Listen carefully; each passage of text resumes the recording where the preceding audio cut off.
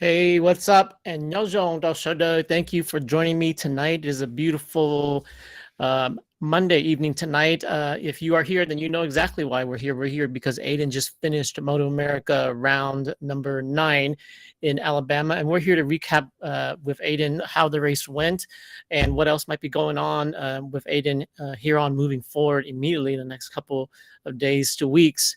But I want to thank you for being here. A little bit of housekeeping things to talk about. If you're here, as always, be friendly, say hi, let me know that you're here so that we know that we welcome and actively encourage people to participate. Feel free to talk to us and ask questions. And if you haven't already, please help out. Please like and share if you're watching. Take one moment to just share it on your social media pages so that we can have other people join us and we can have a merry old time. If you are watching, please on YouTube, please do subscribe to Mongoose and also hit that notification button. Same thing if you're watching on Facebook, regardless of whether it's Aden's racing page, Mongoose, or my personal page. Please do subscribe, follow, and let us know what you think. And of course, this will definitely be about Aden Thao again, MotoAmerica Alabama recap.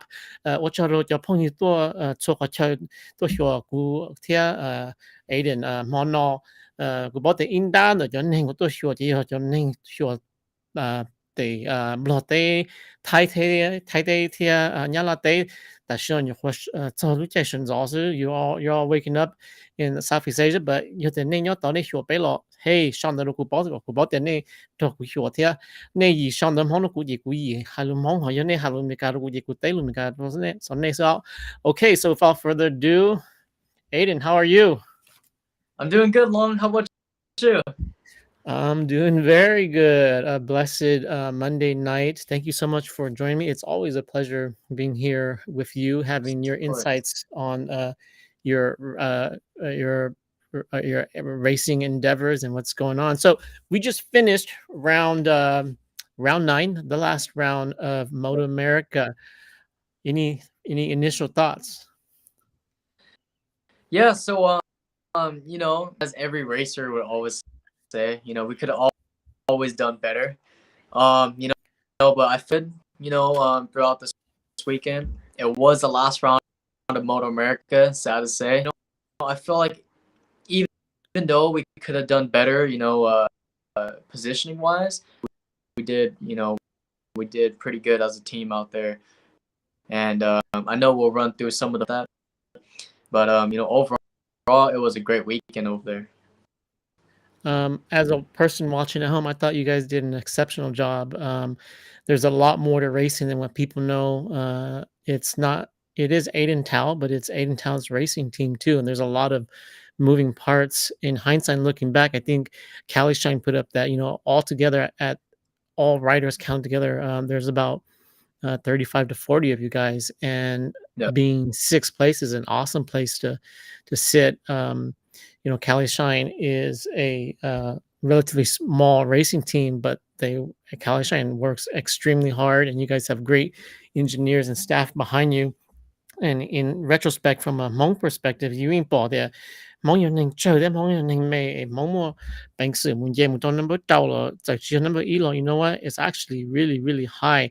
And I would make the argument that you don't know how we don't appreciate how fast you're going 80 until we get on a bike, and then then it becomes exponentially more apparent when we're on a bike and you're on a bike next to us and our bike is much faster than yours, except you keep lapping us.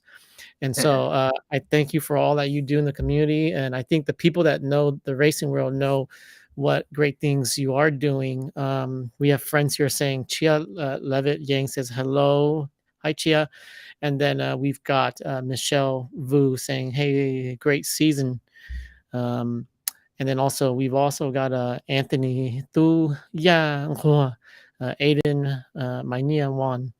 Not quite sure what that means. Maybe you know what that means. But that being said, Alabama is an interesting track. Let's take a look at it, and you can give us the walkthrough of what that track is like. This picture does not do justice to the track because it's not three-dimensional.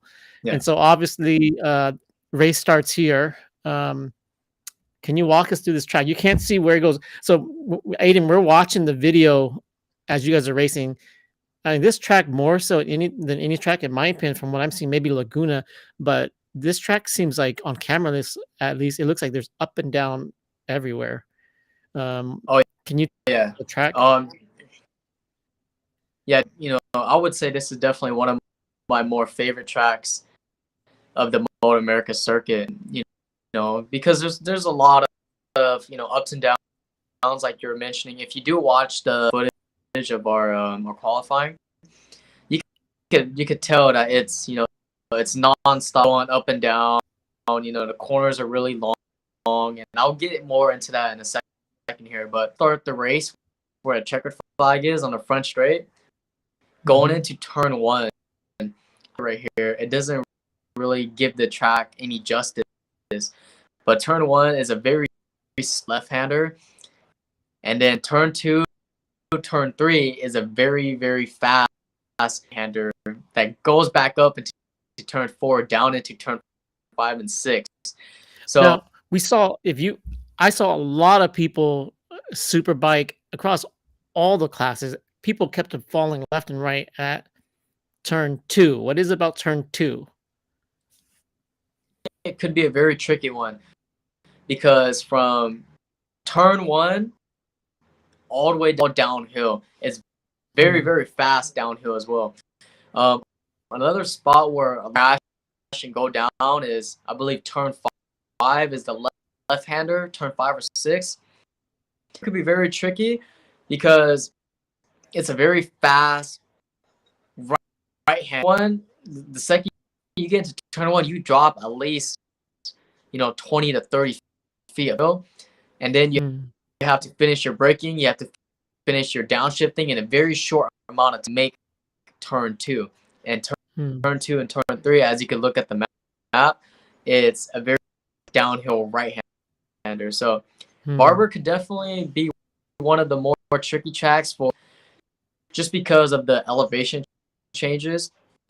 I know in some parts of the country, up here in Minnesota, for example, a lot of the tracks that these riders are using in the northern states, a lot of the tracks up here are very flat and very, very fast. Going around the country, you start racing around the world, you start to race.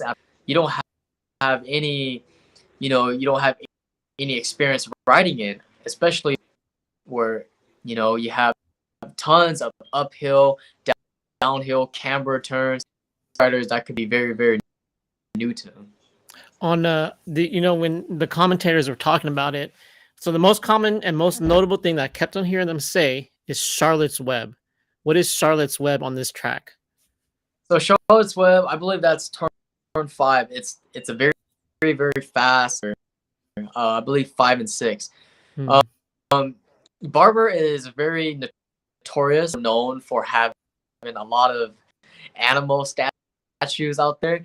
So I'm on TV, but turn 5, turn 6 is one of the more popular raceway, and there's a huge architect of a spider. A lot of people, they always joke around, oh, don't get scared of the spider and end up crashing. But that turn got its name, Charlotte's Web. A lot of the turns here have nicknames. Turn 7 or turn 8 is Museum Corner, and I believe turns over the tunnel. So a lot of these tracks, they do have a lot of nicknames, and yes, that's how Charlotte's Web got its name, because of the architects and a lot of the animals on the track. So this track is interesting because it's got a couple of straightaways, more so than other straightaways, followed by sharp turns. It's always like from 9 to 10 and 11 to 12, and then the last turn to 1, a couple straightaways. Where would you say are the best spots to pass? Where did you see most of the passing occurring? Definitely one of those was going down into 1 in Charlotte's Web, 5 and 6. This track has people in, because if you look at 10, 13, all the way to turn 17, it's a very hard track. Passing here on this track is going to be done either on the straights, if he could draft past them, outbreaking them going into one or into Charlotte's Web. I think turn 7 and 8 going Poplar is a popular corner to pass other riders in. It's very, very hard to pass another rider here and do it on straightaways or to outbreak them going into one of the more popular. Nice. Let's take a look at so a brief recap of the race. I know that it was really exciting watching you qualify, because the qualifying you were extremely fast during qualifying. We'll just watch a little bit of footage about it, and you can talk to us. So, beautifully. I don't think she got held up there. Contrary much to at all. Here's a look at Aden Thao, who sits now in that contrary third spot, to having a what we really thought, strong there wasn't a qualifying run. whole Another lot guy, of too, rain is Hayden the McNeese, first couple of days. It didn't rain now much sits until in the last fifth day. spot. But Worked I at loved number watching you 69 at and qualifying chased because Black. you We've were seen some good you pace were out on occasion. extraordinarily Now sits fast. in the sixth spot. What was it like Ramirez qualifying? As you said, made his debut Qualifying, at New Jersey. Here Hails I'm from going Tokyo, to Japan. And great to see some international that's one of recognition the more for popular this Sport Bike Track Year here Junior as well. Yeah, and also Aden Thao, regardless way faster than he was this wherever morning. This morning he did at the end of 39. I believe he finished he lost a fourth. little bit. You could see he was under those first two sectors. Friday's The third sector, qualifying he lost one, a little bit. But after qualifying two, we got bumped to position 6. Third at the worst. I felt like we did a pretty solid. We did a pretty solid bike gets job. there, and then you can see it qualifying one for a very long time. I bottom of that little rise. Position 1 and There's position so 2 much of that at this qualifying track. until Anytime you have a track with elevation last change in few general, but two relatively minutes abrupt, and it happens down at at speed, position 4. you've got to be on top of those And suspension settings, that because tends to happen a lot with rebound races. had better be Riders, right, or they you're tend going to have some real go issues. faster towards the end of the qualifying session. But regardless of place and qualifying 1 or qualifying 2, I still think that we did a really good job in qualifying. So very, very cool. Let's take a look at some race footage now. I thought that the most exciting race was actually race 2. Race 2 was really interesting because it started out, you guys started out, and then for those that were watching, really quickly, they canceled. They I guess you could say they tabled the event and pushed it to later the day. Can you tell us what happened? Yes. So we were originally supposed to race at 1 o'clock on Sunday. Here comes Cali Shine, who's been fast in the turn 1. She led yesterday, and she gets it clear again. Skies all day. So Wyman in second spot. And, Gus Romeo rain. not finding an outside line, but he goes now up the inside. That's what he was doing yesterday. Nice and tight down in turn Here number 2. A breaking duel for the first lap as they go down into Charlotte's Web. I Joe believe Lamondre Jr. lap goes up the inside of Cody the red Wyman, flag who got drops thrown back because to of the fourth. rain. He's got The rain Spencer actually started Humphreys to and come down on Ojawara us just while behind we him were right now in and fifth and since sixth. we So were right out now, on slick it's about tires, 6-7 riders, Greg. Everybody's still it's one bunched of the together. Gus rules Rodeo's going that to take a look MotoAmerica as they go down into flag turn for 8. us He's going to to get that pass made on come Kayla. back into the pits. Nice move by Gus Rodeo as we change have our our tire, first lead delay our change race of the towards race. the end of the day. Not a spec class, sportbiketrakyear.com Junior Cup, but it seems to be the weapon of So choice. it this young ends up field. getting delayed. So here's And Kayla then, again. She's going to ultimately, go back down the inside in the you, same spot she made that race-winning you pass actually end up yesterday. She gets down the finishing inside of 7th. Gus Rodeo into turn number 12. Is Overall, that a rain good flag I see in the race. So with MotoAmerica done now, what are your thoughts going forward? Would you do you see yourself racing some MotoAmerica again next year? Yeah, I could definitely America a little bit more. I'm gonna step back a little bit and talk a little bit more about race 2. We get onto that topic because I do have a lot to say about us going on with and finished up the MotoAmerica season. Back to what you were talking about race got delayed on Mhm. Sunday race 2. We were originally supposed to go at 1 o'clock Central Time, but when 3 or 4, MotoAmerica threw the red flag because it started to rain on me. And it's one Yeah. of the safety rules that we have to follow out there. If slick tires and it starts raining, MotoAmerica immediately has to stop the race. Mhm. Meaning is our slick tires that we run in the dry is not when the track is wet. It is very, very hard to train with slick tires. And I'll get more into that in a second. I'll talk about Super Sport. Super as well. Super Sport went out right after, and when Super Sport was going out, they either had a choice to run rain slicks, but the odd thing was it already has stopped raining, so there was no more rain in the forecast, but the riders and the teams had a choice or rain tires. Some of the riders went out on slicks because they thought, well, but towards the end of the race, the track might dry up and we will get that chance in the track, front in the race with our slick tires. But the ones who went out on, maybe they could start out well because the track is still wet. They could still get that on traction when the track's still wet, but later in the race, when the track did, then the rain tires is gonna burn very, very fast. That is made, directly for our race bikes, able to race in the rain and to give us as much grip as possible out there. Slick tire doesn't have any tread, doesn't have any grooves in it, and it's supposed to give us the matching out there in the dry. But the rain tire has a lot of tread in it. It has to cut water as much as possible while we're out racing in the rain. Or Super Sport, the 600 class, it was a very complicated year for them because some riders went out on slicks, some went out on rain tires. The ones who went out on slicks did a very poor because the track was still wet, and by the time the track ended up drying, it was too late.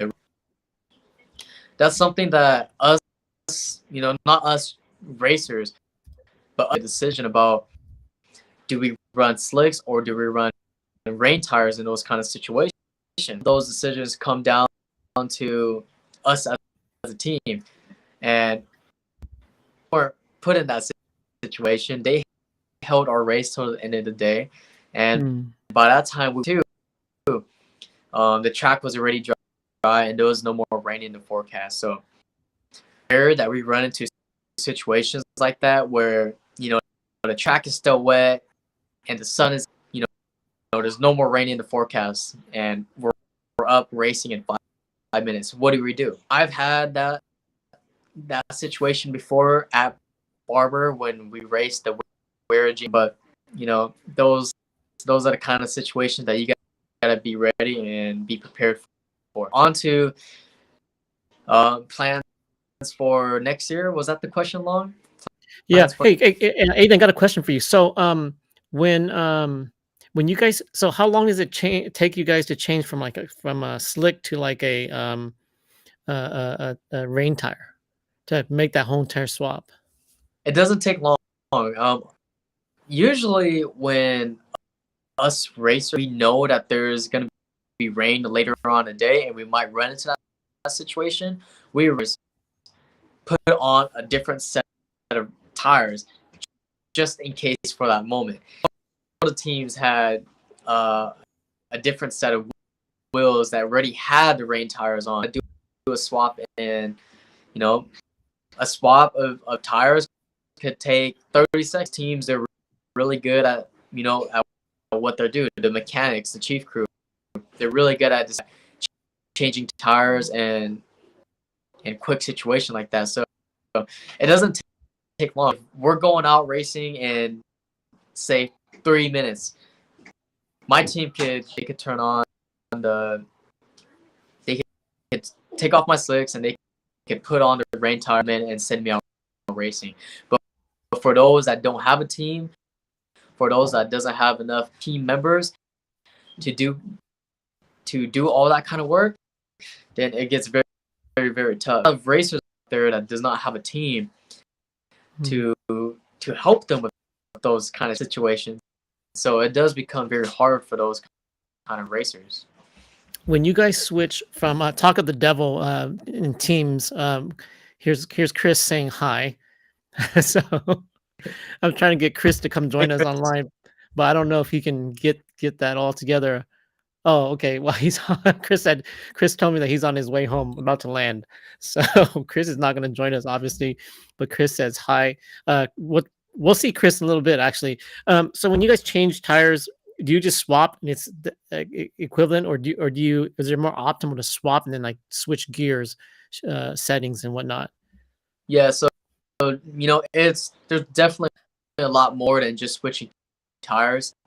The whole setup of the bike is going to change when you switch from the dry and when you for an example, if my bike is set up for the dry with slick, then that's our base setup and that's our strategy that we're going to go with during the race situation where we have to switch over to our rain tires. The whole geometry will change. They change their gearing. Some people, they change the whole geometry. They make the bike softer for it to flex more, for it to be a little softer. Some riders, they even wear different suits when it rains. We have different knee plugs. The list goes on and on. Yeah. So making us in 5 minutes, you have to be prepared. You have to look at the forecast, the weather ahead of those kind of situations. A lot of the riders that race the super sport class, I'm sure a lot of them were already prepared for that. So when they had the race was going to come up very soon, they either had to make the decision to run the rain tires, and I'm sure they were all prepared for they were going to make. But a lot does change when you switch from slicks to rain tires. And it's not just the bike, the rider itself has to ride the motorcycle has to change. In the slicks, when it's dry conditions, perfect weather, we could smash as hard as we want on our motorcycles. We have to ride a lot smoother, we have to ride a lot slower and a lot softer in the rain. Aggressive, or we can't make any aggressive moves in the rain. And when it's hot outside, sunny, perfect conditions, your car, but when the rain comes, a lot of drivers tend to drive a little slower, in certain conditions. It's the same thing that comes to our racing as well.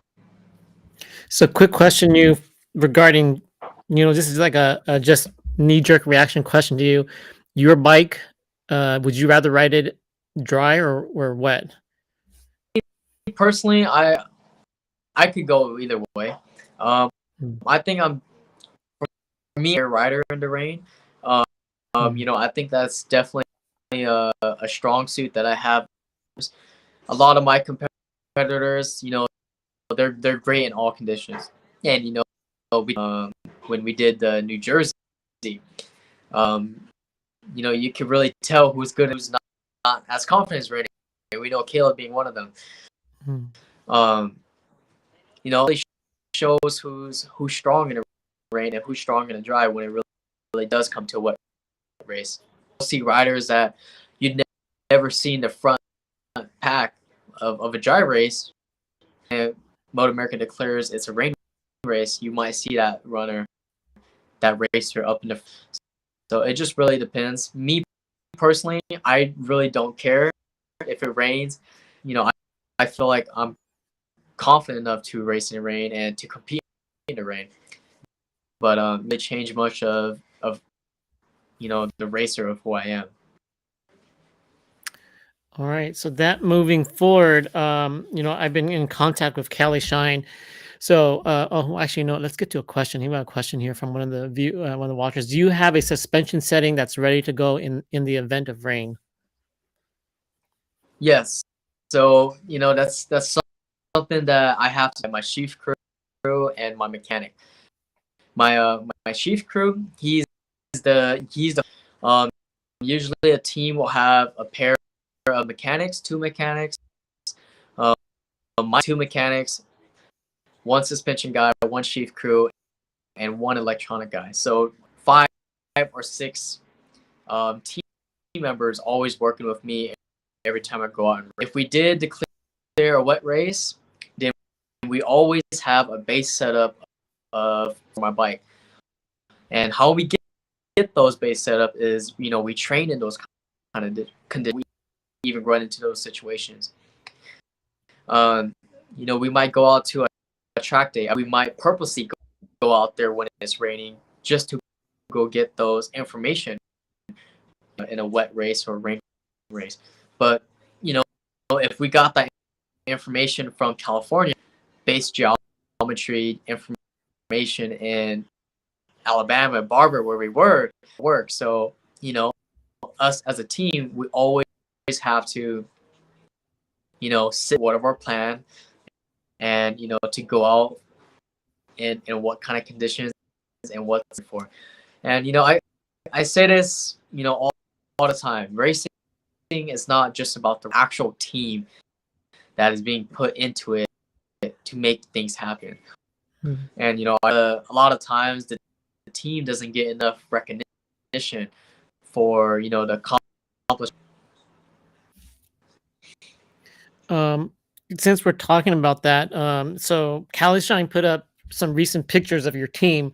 We had spoken about in the past about maybe even having a live session with your team so that they would get a little bit of recognition. We can still do that as a possibility, but your dad put some of the pictures up, so I'm just going to walk it through, and maybe you can just tell us some of them, who everyone is. I'm going to share it really quick here.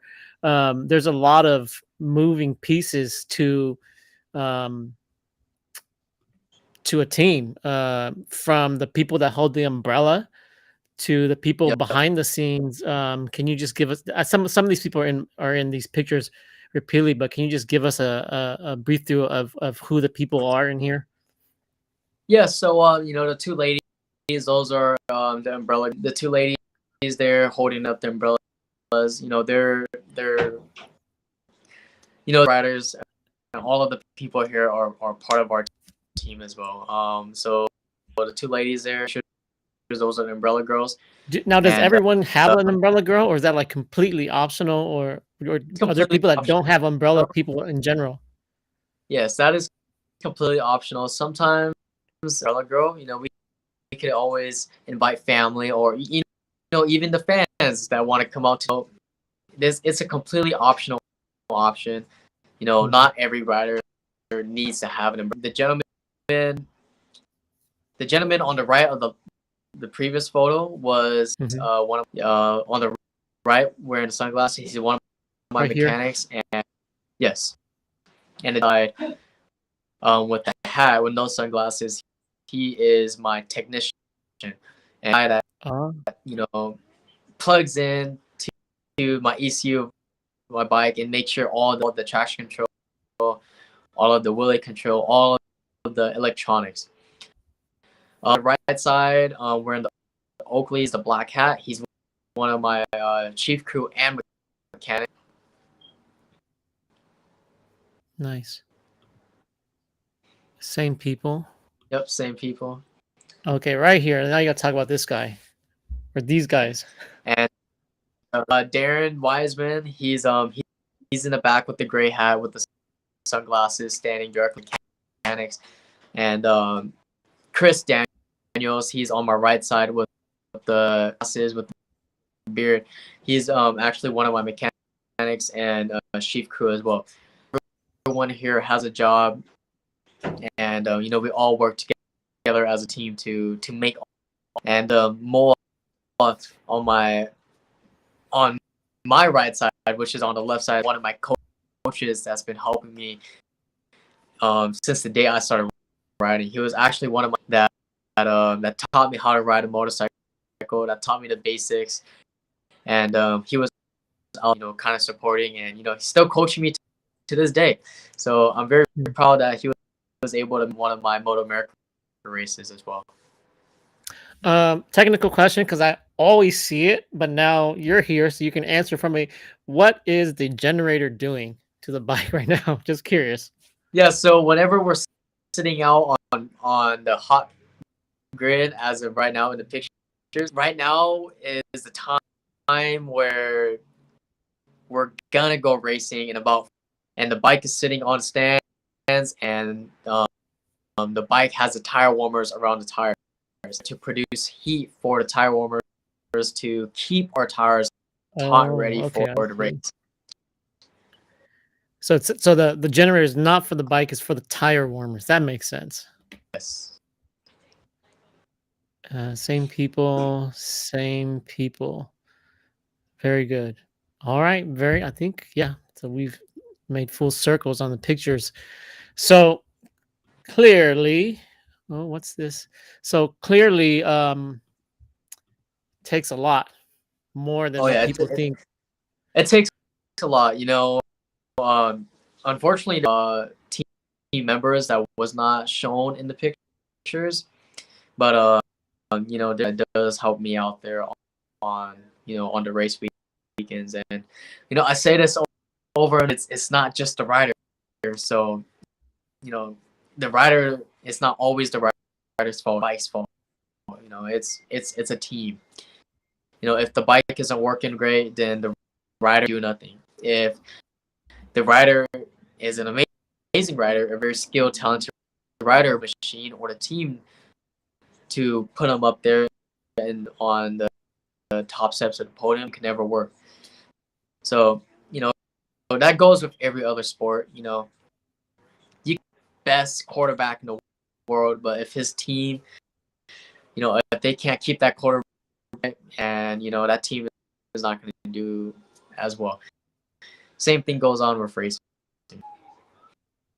And it seems like the higher you move up in racing, the more of a team you need. So actually, I have to confess, I've never seen much of Moto GP racing until like probably last night. I was watching some footage. I don't know who the rider is, but it was it's a red bike. I don't even know what red bike it is, but basically it was amazing because they were qualifying and he gets off his bike and he jumps right on another bike that's identical. And I'm like, that's stinking amazing. I know that in MotoGP, those are probably like, I don't know, $500,000 bikes, and there's another $500,000 bike just sitting there for him.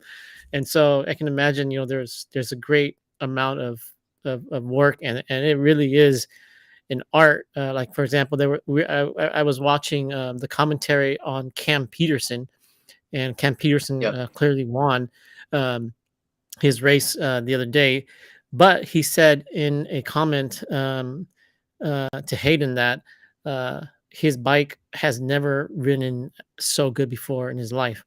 And so, I mean, Cam's been riding for a long time, I imagine, and then to finally get a bike that is riding the way he likes, that must mean, wow, it took a long time to find the right settings. A lot of the bigger races out there, MotoGP being, the highest world, those are all factory teams. Factory meaning, they like the red bike that you saw was probably a Ducati. One of those bikes cost $5 million.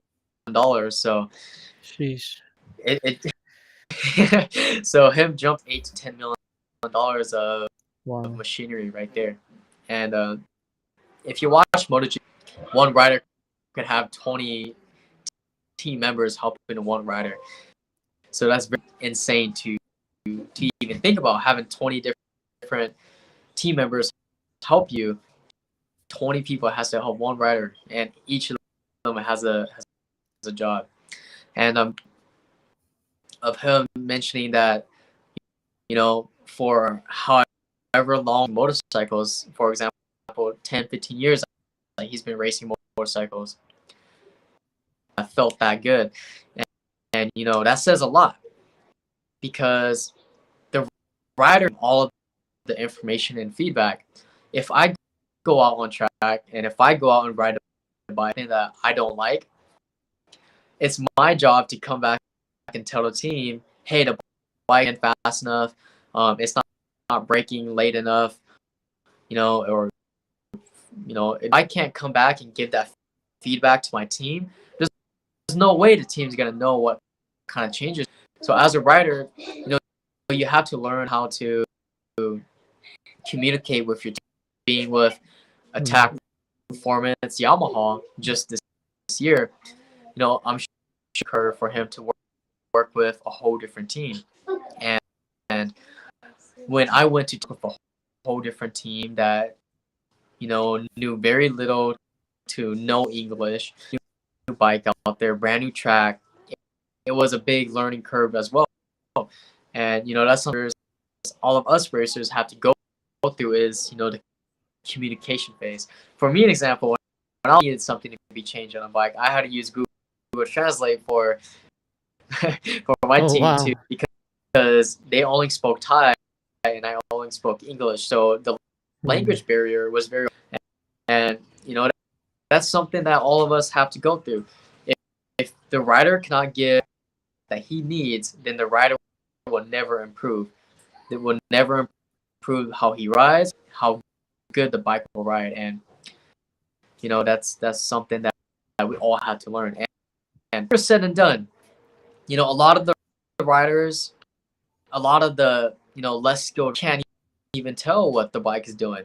You know, it took me 3-4 years to understand the Ninja 400 of how I like to ride the Ninja 400 and on track. And every time we go out and race motorcycles, I'm still finding ways of how the suspension should be handling, how the bike should be handling in situations and occasions. And you know, that comes over time of riding. So it'll be interesting because we won't talk a lot about it now, but you're gonna change bikes soon too. We won't talk a lot about it now, but we'll save that for another day. Believe it or not, we're almost 41 minutes in. We'll try to keep this down to an hour. But you guys are no longer in Alabama. You're now actually in Wisconsin. So you guys left Alabama and completely different place now. Tell us what's going on in Wisconsin. Here in Wisconsin, we didn't fly back home after the race in Alabama. Flew directly here to Wisconsin.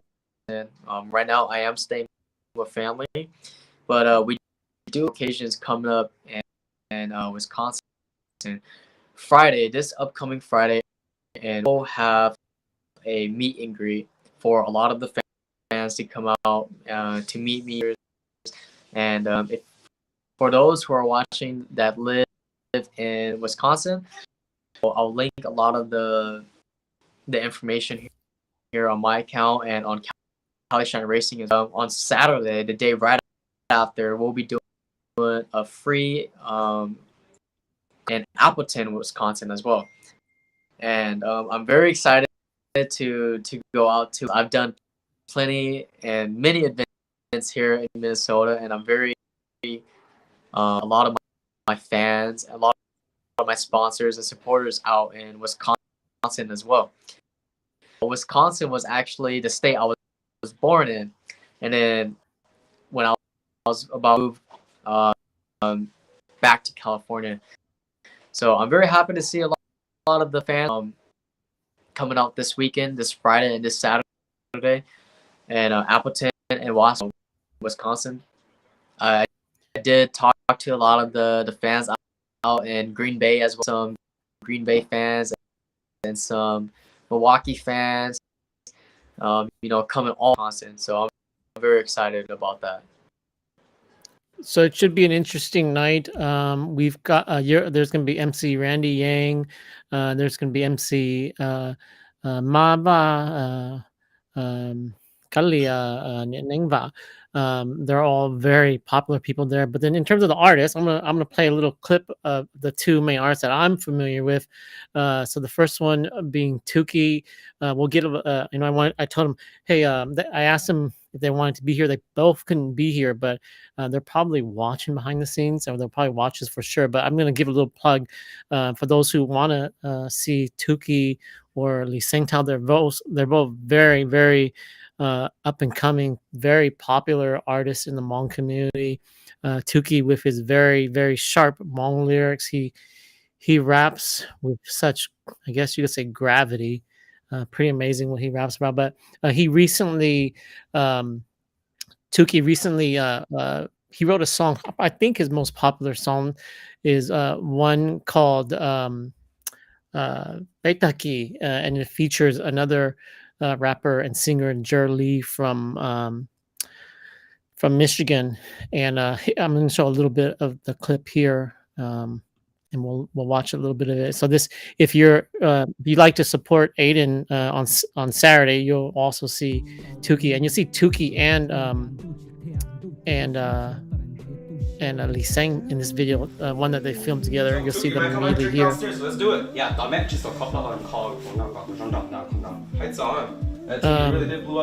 Lee Sang is a writer. I follow him, and I think he rides a BMW. And so he might have some interesting questions for you. Cheers, guys.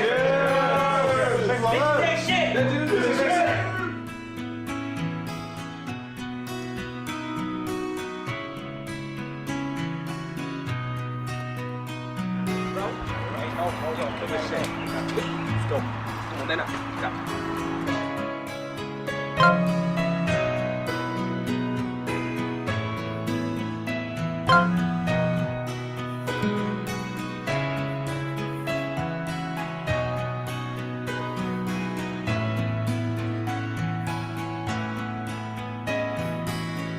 Cứ thế là tia trở lại có lũ lưới xa Thì chỉ của những bỏ hai tia có lũ xe nhà Chỉ sản đo của nhỏ chỉ sản của nhẹ nhà Để có chỉ hai đã chỉ qua trọc của xa mô ta Không chỉ mua có trọc của chây Có trả cả một đo luôn Có in nụ tương đương So that's Tuki, an extremely gifted Hmong rapper. He's actually also a shaman.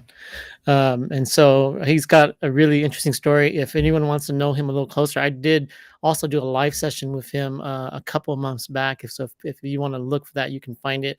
I also want to share a little bit about Lee Sang. Lee Sang's another really interesting guy because he's not only does he ride bikes, and I think he's a car enthusiast too, because it's reflected in his some of his videos, but he's also actually a really good songwriter. He goes under the name Ruthless One, and he'll be there that night also to support Aden. I think the Mon friend though, you chơi to artist the Mon I think they're the one to Aden too. So, I thank them so much for supporting Aden, and he's actually coming out with a brand new song. And when I contacted him, hey, what do you want me to show? And he said, yeah, show this right here. And so this is his a preview of his up and coming song. So he's a videographer, he's a photographer, he's also a musician and singer himself too.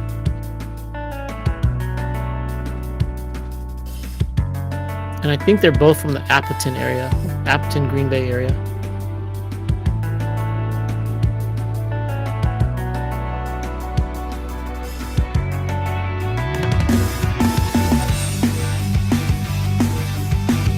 We got hit pretty hard.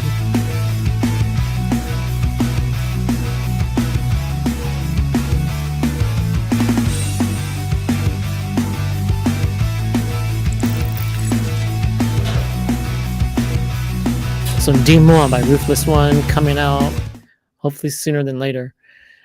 So again, those are the people that will be supporting Aden. There's also a couple other bands, but really excited.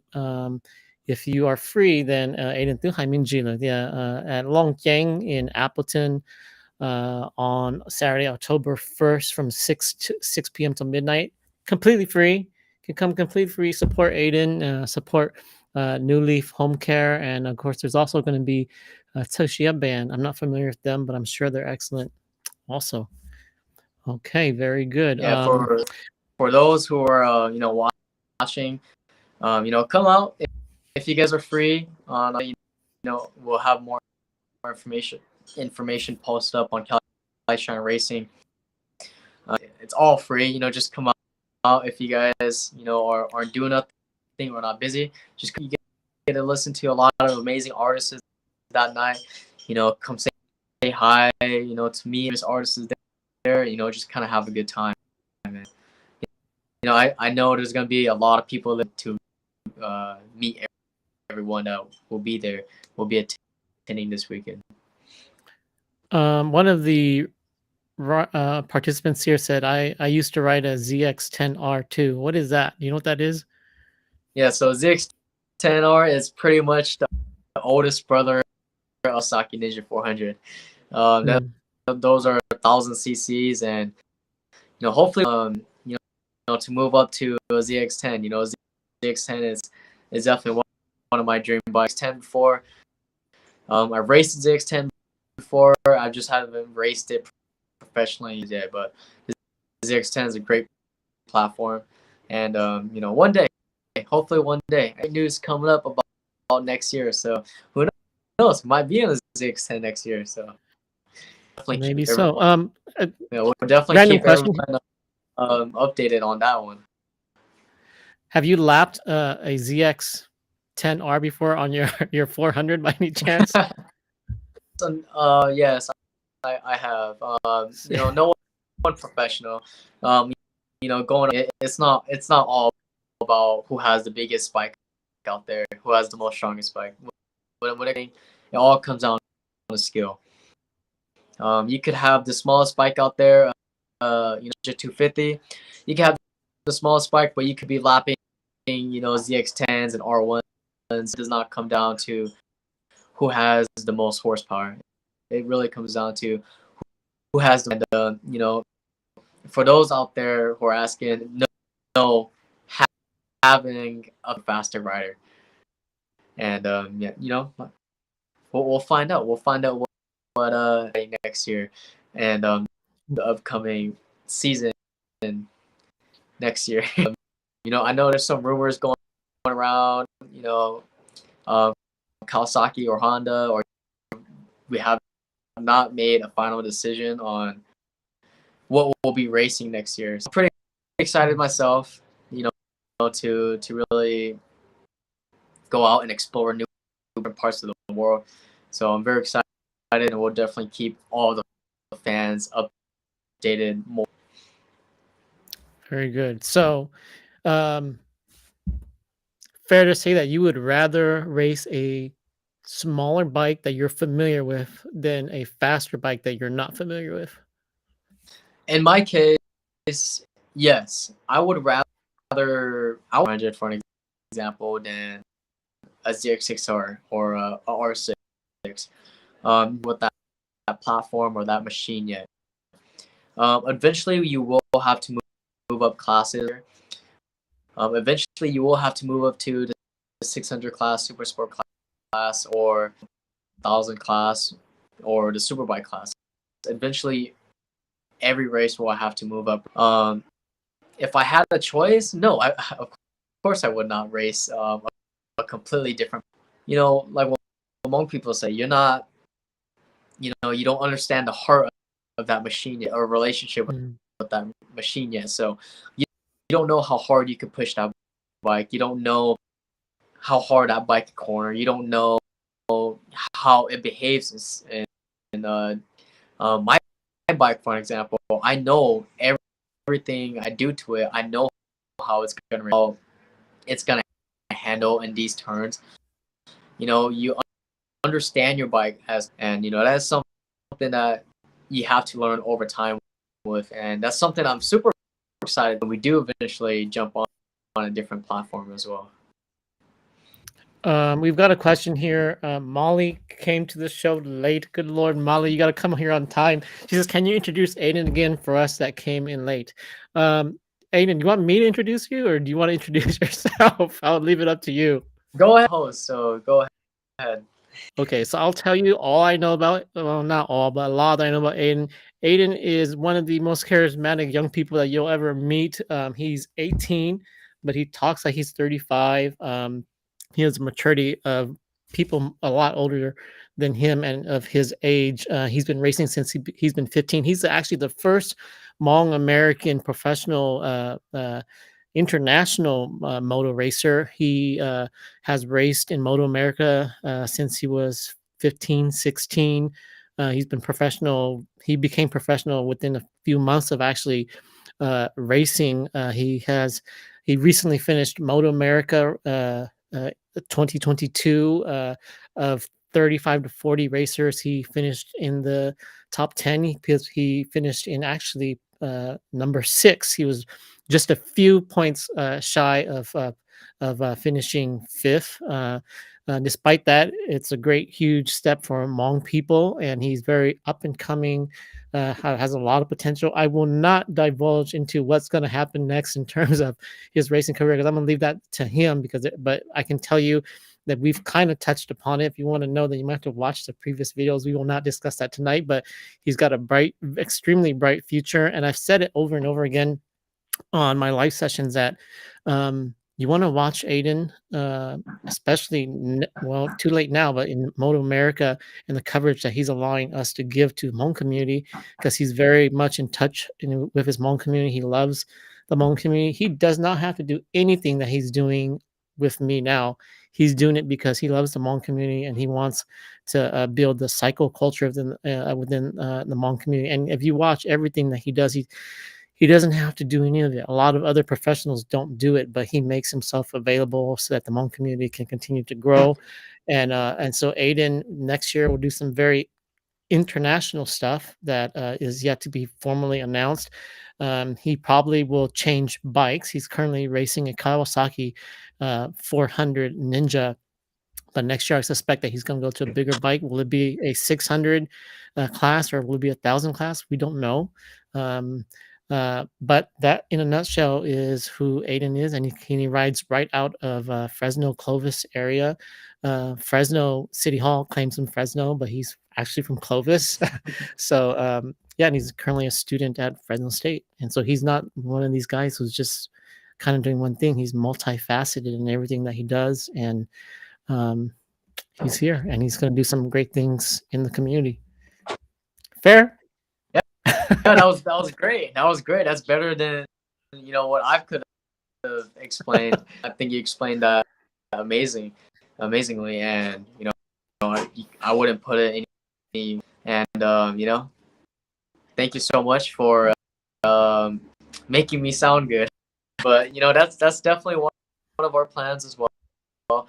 We don't just race moto. Give back to the community as much as I can. Molly, who asked the question, I try to give back to the community as much as I can whenever I have the long. We're just talking earlier about we'll be having two fundraising on Friday. Will be a meet and greet in Wasco, Wisconsin, and fundraiser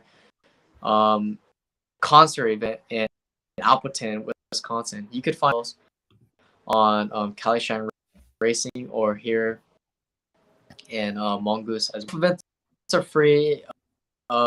If you're in the Wisconsin area, it's time to come out. Please come out and come out, have a good time, say hi. I'll love you guys. And yeah, that's pretty much what I do and what I travel and race internationally around the world. I don't just race here in the U.S. To go back overseas to race in Asia and Europe again next year. That's basically all. And I think Long did of explaining. So we have a friend here says, I've only learned about you for a few months now, so I'm a big fan. I'm excited to see your international races. Very much agree. For those who don't know, Aden raced Thailand last year, and he walked away champion. So he's doing some great things internationally. 係到咁係明明到俾懵啊，Aiden 都可俾用網頁俾明明啊，要滿因冧我就到只未間咯，即你滿到出要即係家 Aiden 問你導行啊，就是冇得 call limitation 到窿拜到學個女成到準嘅，仲你冇到全部 limitation 都學到冇呢先能到啦，嚟只準嘅女成到，咁我使住少就 number E or 被 block G 就one day 應 Aiden 啦。你單拖你滿人都行 behind 度啦，你知道有咗 on bike คือ moon bike แล้วพอเรา sell bike parts แล้วพอ you know they're very well connected 和 Aden 就都มีอย่างมองไอ้เสียง you know fairly new Aden 知道咯 they don't need to race but Aden 冇平時人哋 race 嘅 you know it's very exciting 學到有冇 Aden 做到 moon bike and you choose more limitation we call those factory bikes. It's going to be really interesting to see what happens to you you put him on a factory bike. We've already seen that or you put it on a another company's bike, a team's bike. Vested interest is we saw that in Thailand, right? Yeah. And it'll be really interesting to see Aiden bike a issue to Aiden then you're gonna I believe that you're gonna really see Aiden have potential to knowing the insight to Aiden yeah I know that okay they're doing their competition bike Aiden you know that's my way of idea Aiden this is not like another sport like swimming or gymnastics where you came out this kind of sport and so Aiden I think that Aiden will do very spectacular things. A person says, will you be autographing? I would like my bike windscreen signed. Yes, of course. I'll be autographing. I'll be handing out, taking pictures. You know, it's kind of just us having a being there. You know, anything is fine. You know, just come out, have fun. To each and every one of you guys. All right, Aiden. I said we would not go over an hour. We are over an hour. I'm so sorry. We're right at an hour. Any last, you know, personally from the bottom of my heart, I thank you so much. Everything that I've known about racing is actually from you and your dad. If it seems like I know a little bit, it's because you guys have shown me and answered my questions. But any closing statements before people start seeing you on Friday and Saturday? I don't have much to say. First, I'll always having me and always being there and always, you know, putting me on. You know, I think that's a very, very great way for, you know, for a lot of the people, a lot of the fans here in America. You know, because I know we have a lot of fans internationally. I've met a lot of the fans. A lot of the fans from different parts of the world has sent me, and I think this is a great way to, you know, extend our for me and for you as well. So I think this is a great way that we could more and you know understand a little bit more about racing as well. And yeah, to say, I think I said a lot of. I think I already. You know, for those who are free this weekend, this Friday and this Saturday, we have a fundraising event in Appleton and Wasco in Wisconsin. As a free, come out and or not. You know, we'll be having more events. You know, throughout the United States. Come back here to Minnesota, back in Oshkosh in Wisconsin, North Carolina, Oklahoma, California. We have a very, very, very busy schedule now since we're not here. So, you know, since we're not racing, we're trying to get back to possibly can if we do have the time. So, you know, just keep it on, you know, Cali Shine Racing and Aden Thao Racing. All of my posts up on those Facebook pages, and we have a very booked out until we start racing again next year. So I'm very excited for what the future has to come. That's pretty much about it. Thank you, Long, so much for having me tonight. There's one last comment here, and we're going to play a little game here. That person says, like, this is the same person who wants the autograph. I can't wait to see which factory bike you will choose next. Is there a strategy on choosing which factory bike? Aden, I'm not going to let you answer this. Actually, I'm going to let them ask you in person, because it sounds like they're going to see you at the event. If you've got a question like this one that obviously takes some time to answer, I encourage you to come October 1st in Appleton and ask Aden personally. All right, no answer for them. They want the answer, Aden. They got to come ask you in person. Aden, thank you so much. Have a great night. Thank you so much, Long. Later.